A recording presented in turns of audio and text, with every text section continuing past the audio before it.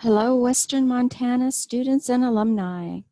Today I'm going to talk to you about ONET Resource Center, and I thought it would be a good idea to just kind of look at what ONET is all about. And you do hear it within the field of human resources, employment, and labor divisions, that kind of thing. But at the same time, it is published online, and so it is for anyone who's interested in knowing more about the different types of occupations, knowing more about labor market information. And so I thought it was kind of a good idea, like I said, to check this over. So ONET is the nation's primary source of occupational information. From this information, applications are developed to facilitate the development and maintenance of a skilled workforce. And so the Department of Labor relies on this information, and so do all of the states. So you can say that this is the Department of Labor's labor market information, like I showed you for Montana Works and the related Montana labor market information. So this is the national database here. So also I think it's interesting that the Occupational Information Network, or ONET as we call it, was developed by the Department of Labor, Employment, and Training through a grant to the North Carolina Department of Commerce. So those people in North Carolina developed this tool that is used by millions of people, literally. So what does ONET have for us, and how can it help us? So for one thing, I do notice that there has been, I can get this to stop in the right spot. Okay, so I do notice that we now show 974 occupations available in the United States. And when you think about that, when I did the Montana labor market information, I think it was something like 871, something like that. So this is going to be, of course, recent and most current information.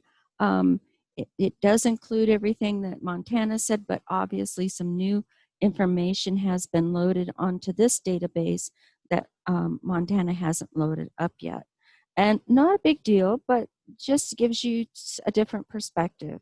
So when we're looking at this taxonomy, what they're talking about is this list, what is this database and what does it include? And so it's going to give you information about those 974 occupations, but also it is, like I said, the standard occupational classification that is a taxonomy. That's interesting. And actually, I just noticed it says this last revision was done in 2010. So Montana's is going to be more current, and that really means then that we have lost some occupations in the United States. And that's not too surprising either. That does happen as technology advances, and we have new ways of doing things.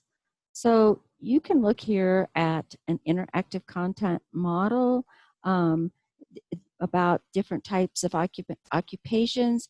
The person could spend a lot of time looking at this.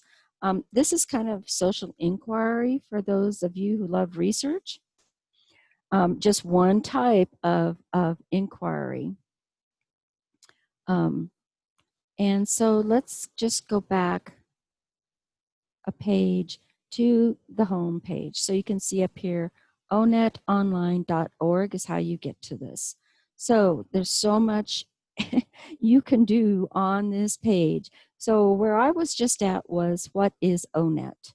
But it tells you that you can get detailed descriptions of the different types of occupations and information for everyone, job seekers, workforce, HR people, which is really, really important, because if you ever have a job, putting together a job description, boom, this is where you go.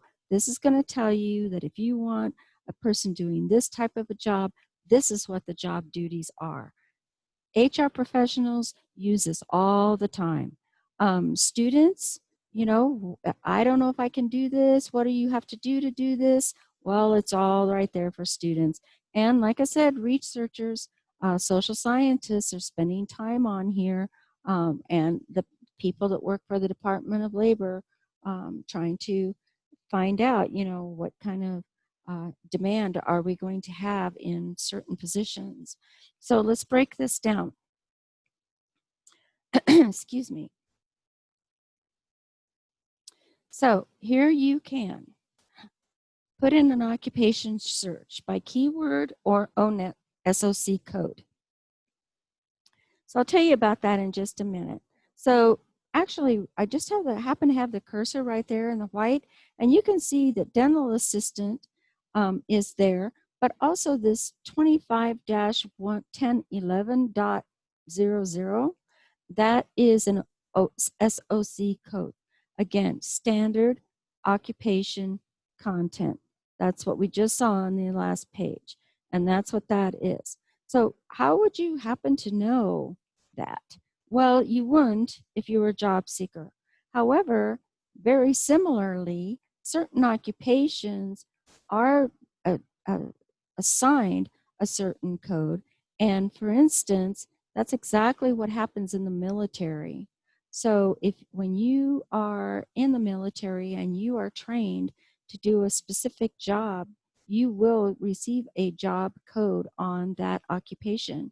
You can enter it in here, and you can see exactly how that translates to a civilian occupation. So most of you are not going to be veterans at this point, but that's what they're talking about. So now you can look at finding occupations. You can look at similar occupations. You can look at different types of industries. You can look at job families or a job zone or a green sector job. Bright outlook is like jobs we know are going to be growing. And you can look at career clusters on this one section. On this next section, this is going to give you information based on the data in ONET. And so look at how this is broke down. This is pretty incredible. By your abilities, by your skills, by your work activities, styles, values.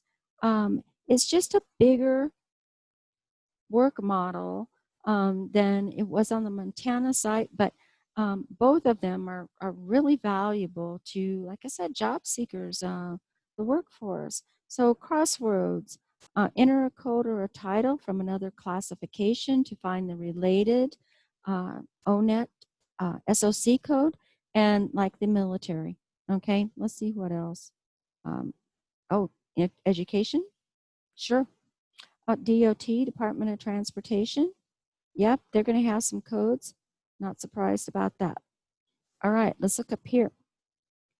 Updated military information used in websites, the database, and websites have been updated. BLS. Not really sure what that is, but I think it would be interesting to find out. BLS, wage information and graphical display. Not really sure about that one. Okay, here we go. This one here, I want to be a. Okay, start the career you've dreamed about, or one you've never imagined, or find one you've never imagined. Okay, so this is one that students are going to look at because not everybody does know what they want to do once they graduate. If you're a freshman, you might have an idea of what you like and what you'd like to pursue, but people change their majors. They find out, in education that this may not be a field they want to pursue. And that's not unusual. And so sometime midstream of a college career, you might want to just, kind of check into that, see where you are at the moment with what type of career you might want. And If you're having any hesitation, look and see if there's something similar, or do an interest profiler, which we'll be talking about in a little bit. Here's the veterans one, but here's the hot technologies one. It says hot technologies are frequently included in employer job postings, so learn more. Here's the apprenticeship. Again, we had that on Montana. This is going to be on a national level of different types of apprenticeships, where the Montana worksite had information about apprenticeships in Montana. So some of these boxes here that you can click on and actually drill down into the type of information you want. There's also links down here, all kinds of links. Okay. Department of Labor, just looking at their little logo. O-Net is actually, when they say that the Department of Commerce in the state of North Carolina developed this, they're actually, the state's acting as a third-party contractor for the government. And when you see that logo at the bottom, the U.S. Department of Labor, well, you know that this is a legitimate site that is supported by the federal government. All right, so I'm going to move into my next move for a minute and just give you a hint of what we're going to see here. So what do you want to do? There is an assessment on here that's called Interest Profiler, and we will look at that in a minute. On the next segment, I'm going to pretend, and I'm going to answer some questions on the Interest Profiler. So I'd like you to come back and check that out. And once I complete that assessment, I'm going to show you what you can do with that assessment. Let's look right here too, because I think this is really super important. This is the kind of categories that you're going to find. These aren't job categories, but these are there are careers in these groups that will be determined by some of the information you enter in the Interest Profiler. So I'll see you soon.